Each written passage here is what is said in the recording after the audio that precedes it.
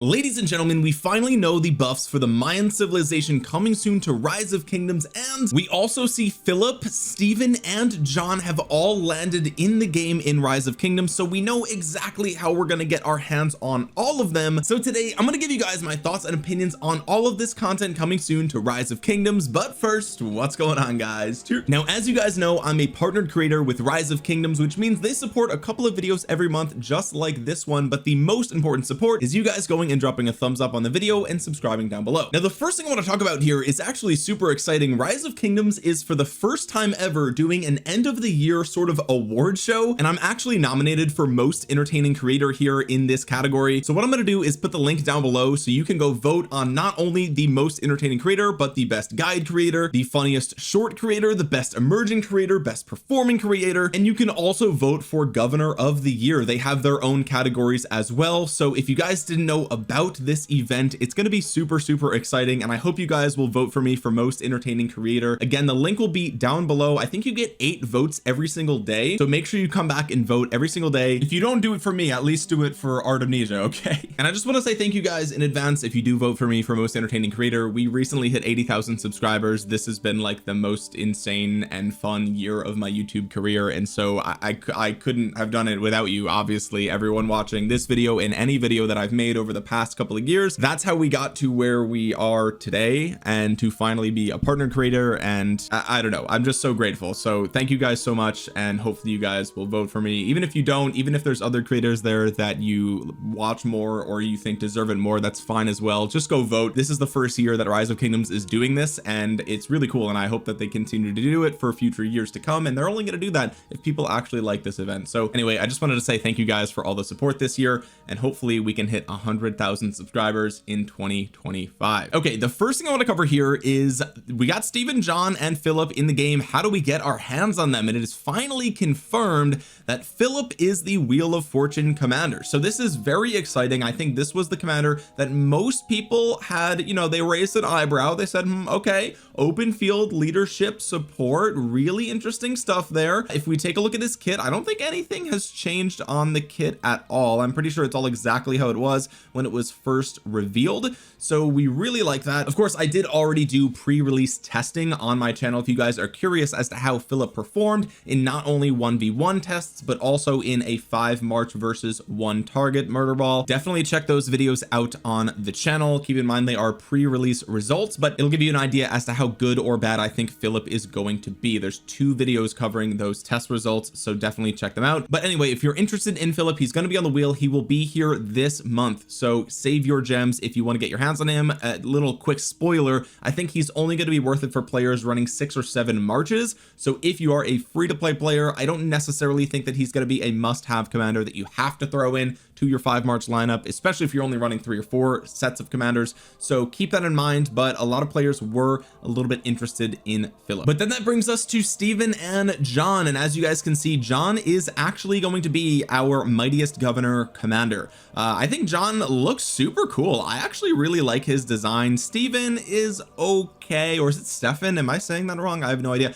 I don't know what's going on with the mustache here. I don't love it. He looks like the guy in the Pringles can kind of, but that means that Stephen the third is going to be an event commander. So this is, I assume, going to be similar to Margaret. The other thing worth noting, however, is that it could be the case that commanders that we obtain from events will moving forward be obtained in the same way that we got Ragnar Prime. So the way we got Ragnar is we got him for free on day 1, and then there was a bunch of different bundles where you could purchase a couple of extra sculptures for him. I think they might do something similar as that, but sort of overlap with what we got for Margaret. I think it was an event where if you played for 7 days or something, you got your hands on her. I don't remember exactly, but I imagine there will be probably a free-to-play way to get your hands on Stephen when he comes into the game, and then there will probably also be an additional way. If you want to spend a couple of dollars, you might be able to get a couple of extra sculptures of him if you want to. I don't know if Stephen is going to be part of the single best ranged commander army, so to me it's kind of nice that, you know, it's a commander that he might be worth skipping if you're only running one ranged army. And so if he's going to be in an event, you get him for free and then you just put him on the bench. It's no big deal. For those that are all in on ranged commanders though, if you want John, which that sword is awesome, that's a really big freaking sword, man. I want to see more massive swords in the game like that. But anyway, you are going to have to win the mightiest governor if you want to get your hands on him. So a little bit disappointing for players that just casually play with ranged commanders, but for those that are like hardcore ranged enjoyers, then you're going to go all in for this mightiest governor most likely. With that being said, let's talk about the new Mayan civilization coming to Rise of Kingdoms. Right now the only Mayan we have in the game at the time of recording this is Pakal. We also have Moctezuma, who is from the Aztec civilization, so don't get those two confused. I know that they both have green feathers, and so it might be easy to confuse that. I get it confused all the time as well. Maybe I'm just not educated on the culture. Okay, but let's talk quickly about the new civilization, because I know I'm like a day or two late here,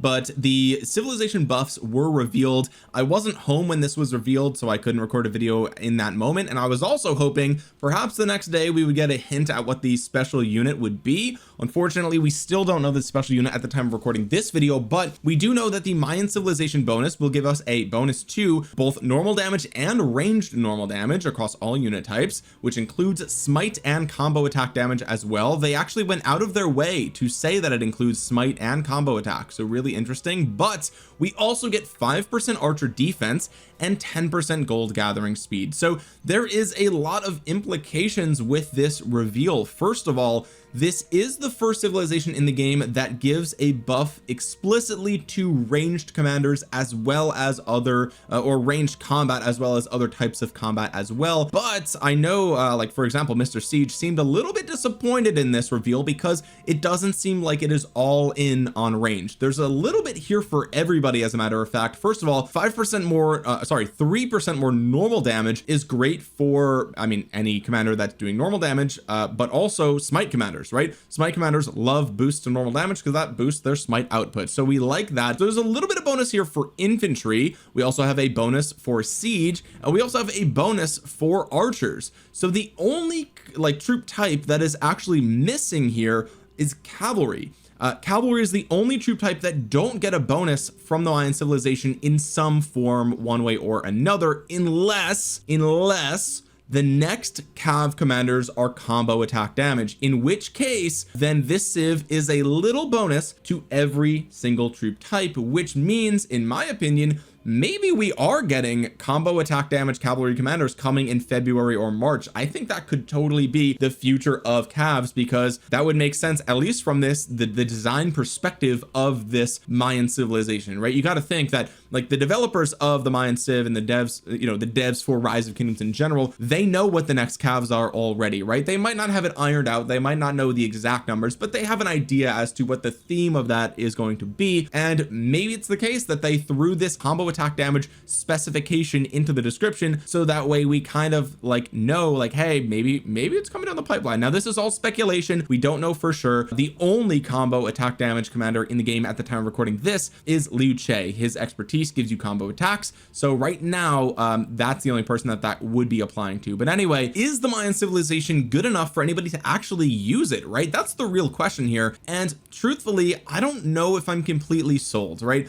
First of all, 3% damage to smite or for smite commanders is great, but you have to think that it's an opportunity cost, right? You have to think about, you know, what are you trading off for that 3% more normal damage, because otherwise you could be running a civilization like France, which gives you the highest infantry health in the game, right? Plus it gives you health to other troop types, which is like, that's huge. If you're running multiple armies with multiple troop types, which you probably are, then that's a huge bonus. Plus you get hospital healing speed. Most players are running the Ottoman Empire civilization, which is going to be giving you guys 5% skill damage and 5% march speed, plus some special units for archers with archer health, which is incredible, right? So especially if you're running multiple archers, that's a better bonus for archers in general, right? Archers are not doing any smite or combo attack damage, and sure, you know, you might want 3% more normal damage just because it's nice. I mean, all armies do normal damage, but like, is that really the play? Maybe if you're running an archer garrison like Choi Young with, who else would it be, with like Dido or something, right? Maybe like, is that the play? Because otherwise you would run Choi Young with Hera, and he's doing skill damage, so you would probably still rather have Ottoman for that. But if you're not doing any skill damage at all with your archer garrison, maybe this is an archer garrison civilization, possibly. Again, we also have to see what the special unit's going to be, right? The special unit could be a siege unit, or it could be an archer unit, right? Which I'm leaning towards it. I'm leaning towards it being an archer special unit, right? Because archers are the only actual troop type mentioned in the skill buff, or in the civilization buffs, right? They don't actually mention siege here at all. They say range normal damage, which implies siege. Of course, obviously it's engineering, right? But I mean, I think it's there's probably a 60% chance in my mind, this is all speculation, I would say there's a 60% chance that we get a archer special unit here, and a 40% chance that we get a siege special unit here, right? I think it's not zero, there's still a good chance, because they did specify that they were kind of thinking of ranged when they were making this civ, but then when you look at the buffs, it doesn't look clear to me that it's like obviously going to be for ranged, right? Now the other thing too is that you might want to change your farms to this civilization as well. I think that gold is the most popular resource that people run out of when they're in KVK, right? And so if your farms are mostly farming gold, then this is going to be the civilization for you. Now if your farms are farming all different kinds of, you know, resources, then obviously stick with Japan. That gives you 5% for all the different resource types, including gold, which means if you're farming, you know, for food, wood, stone, and gold, probably not stone, most players aren't, you know, farming for stone, but that's 5, 10, 15, 20% total gathering speed across all those different armies, right? Well, really it's 5% across the board, but it applies to all of them, whereas this is just gold. But really, I think most players are farming gold more than anything, right? And so this is definitely going to be a great civilization for your farm account, and it also gives you, again, a little bit bonus for everything, right? It gives you a little bit for archers, gives you a little bit for normal damage, and so if you have one of those farms that's like a pseudo battle ready farm where you can kind of throw things into flags and rallies and stuff like that, like this is probably the civilization for you. But is this going to be the go-to civilization for ranged commanders? I don't really think so, right? Because like there's really only one pair of ranged commanders that does smite damage, and that's going to be, you know, Gajamada with Cordoba, which is an insanely good pairing, and it might still be the single best ranged pairing in the game, even with the new you know, ranged commanders that are coming into the game. So if you're only running that one march, then this is going to be really great for you. But then you have to think about like, what about all your other marches, right? But you're taking a slight loss from the archer buff perspective, because you would have rather had Ottoman. And then same thing if you're running infantry, like if you're running a smite army, great. If you're running anything else, not so great, right? So overall, like I think this is kind of a jack of all trades type of thing, and unfortunately I don't know if that's really going to move the needle for many players, right? Honestly, I don't think it will, unless, again, like I said, there's some crazy combo attack damage commanders coming down the pipeline, and then we start to see more and more of your armies are that normal damage, smite damage, combo damage, you know, lineup with your range. Then it's like, okay, maybe Mayan is the way to go for the open field. But until we see that, I'm not super convinced. But that's not where things actually end here either, because again, we don't know the special unit here, right? So if this is a siege special unit by whatever the chance might be of that occurring, then we have to revisit this whole thing, right? Because you could be getting an insane amount of siege stats from that special unit, like base stats, and then you might actually find it worthwhile to play as this civilization if you're a ranged player and you're running more than one ranged march, right? That could be open and shut case. Like a special unit is a big deal. It literally gives you more stats, which means you're just going to perform a little bit better, but we'll have to wait and see. Now the other thing you might be thinking is, okay, Omniarch, well, why would you pick the Mayan civilization for a bonus to range normal damage when we actually have two sets of skill damage ranged commanders in the game now, right? Wouldn't you want to pick Ottoman Empire? Because obviously we've got Margaret and we've got our boy Bobber over here hitting like an absolute truck with range direct damage, okay? And then we've also got our hands on the brand new John and Stefan over here. We've even got the skill tree, okay? Maybe it's Steven. I'm gonna switch back and forth throughout this video, and people are gonna freak out in the comment section below, and it's gonna be really good for engagement. So if you got trapped by that little trick, Eric, then thank you for the comment. But anyway, we've got lots of ranged direct damage here on these commanders, and so you might think that, like, well, if you're gonna run 3 ranged marches and only one of them is smite, the other 2 are skill, why don't you just pick Ottoman Empire, and then at least you get march speed for those siege units and skill damage for the siege units. Except I'm pretty sure this commander skill damage does not work for ranged units. You can let me know in the comment section below if that is not true. But if we come into the game here really quick, like, let's look at Mehmed's second skill here. If we look at skill damage, we click on the definition, it says the skill damage includes direct damage and additional damage, but it does not include ranged direct damage or ranged additional damage, and it is not exclusive to Mehmed either. If we take a look at commanders such as YSG, his 4th skill says the exact same thing. These bonuses to skill damage do not include ranged direct damage, so my assumption is that the civilization bonus probably also does not give you a buff to ranged direct damage or additional damage, but I could be wrong there because it does say commander skill damage instead of just skill damage. I don't know what the difference is there. Maybe they're referring to, like, maybe this doesn't boost like instant proc damage from like armaments or something like that.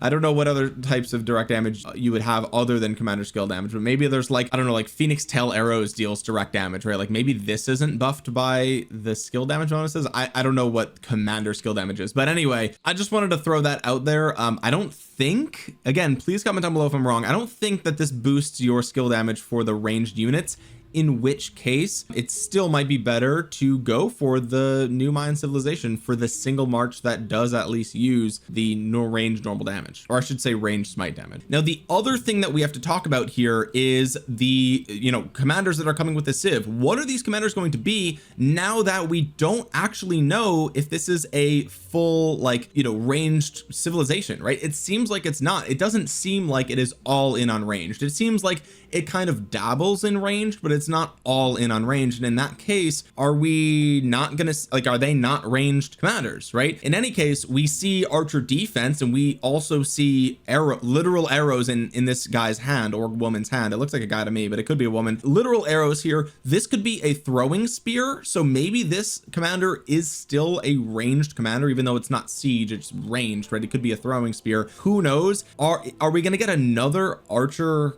commander here, like another gold key archer legendary? I feel like that would be very odd, right? Because we already have, I mean, if you look at Thutmose in the game right now, I would argue, and I got some pushback for this over the years, but I would argue that Thutmose, where even is my boy, he is arguably one of the best, if not the best, gold key commanders in the game right now. I know a lot of people like to say that Mehmed is the best gold key commander in the game. If you're an infantry main, you might think that it's Martel with his new relic because of Cheeseburger and whatever, but I think it's Thutmose because he is doing a little bit of everything really, really well, on top of the fact that he has AoE and his museum relic is absolutely busted. Okay, it is an insane amount of stats here. He was one of the first commanders to get the triple relic, 45% attack and 20% health. That is so close to what Martel is already getting, except for the fact that it's literally less attack but more health, right? Which is ideal. And also, you know, he's got AoE, right? He's got AoE, there's just so much to love about Thutmose, especially because you get him so early in the game.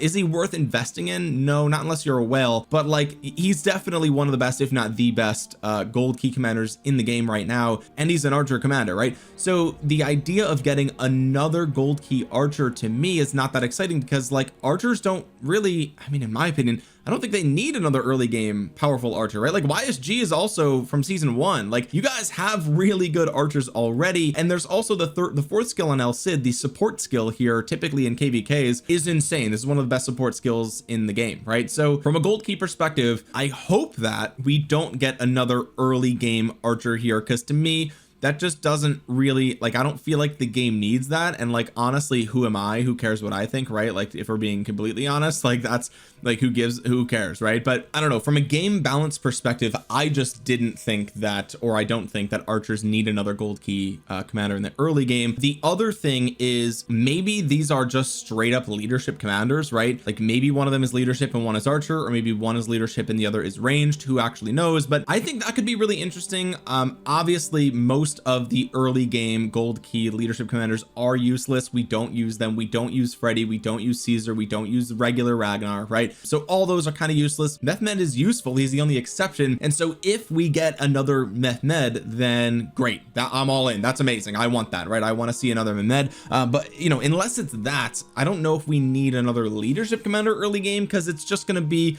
it's just bloat, right? It's just filler content. It's nothing that we really care about. Even in the early game, you don't typically use those commanders. Like, do they still, do KVK ones still rally with Caesar and Barca like they used to back in the day, or Freddy and Barca back in the day? I don't think they do, right? So yeah, you know, to me, leadership would be interesting if they do something interesting with it. If it's going to be another generic leadership, not that interested, right? But the one thing that is for sure is that they have tons of chances and opportunities to do something really cool here, and I think that the Mayan civilization deserves it. I think that Mayans as a civilization are so awesome, and we have barely any Mayan representation in the game already. Like I said, we only have Pakal, and so I'm super stoked to see who these commanders are. Again, we've already predicted Lady Six Guy at least as one of these, because she is already in the Civ series. I think it's the Civ series. So I think that's who this woman probably is off to the left here. But regardless, are these going to be siege commanders? Maybe. It could be one, it could be both. I think it's maybe more likely that we see an archer commander, but at the end of the day, they could just be leadership, open and shut case, and it is what it is. Now, one thing that could be really cool is if the epic commander is kind of a mirror of Dao Chan or Dao Chan, right? I think a lot of players might like that because they missed out on Dao Chan. She came out a long time ago. You can't get her anymore. She was a limited time event,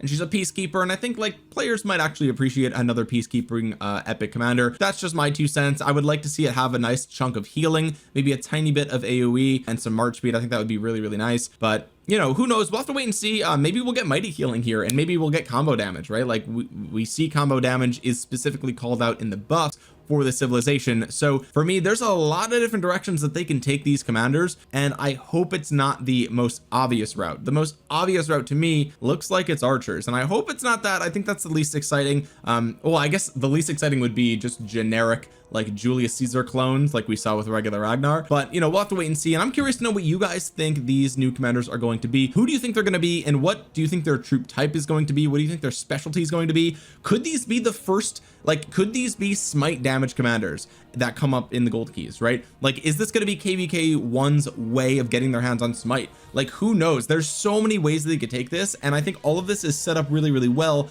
because we actually just like this is a jack of all trades, really. That's what this looks like to me. And so they really could do anything here, and I'm really interested to see what these specifics are, what the special troop type is going to be, and I want to know what you guys think in the comments section below. We still don't actually have a release date for this civilization. I suspect it will come in January of next year. It could be February or March, but it is also worth noting that it's announced with the Christmas border. So I mean, who knows? The timeline here is at some point in the next 3 months, I would say we're going to get our hands on the Mayan civilization. I don't think it will be for the Christmas update, but I could be completely wrong there. So we'll have to wait and see. But let me know what you guys think about all this stuff in the comment section below. Let me know what you guys think about getting our hands on these new ranged commanders. What do you think about John, Stefan, and Stephen, or Philip? Are you excited about how they are coming into the game? I want to know what you guys think about that down below, and don't forget to use the link in the description to vote for me for most entertaining creator of the year. You can do that every single day.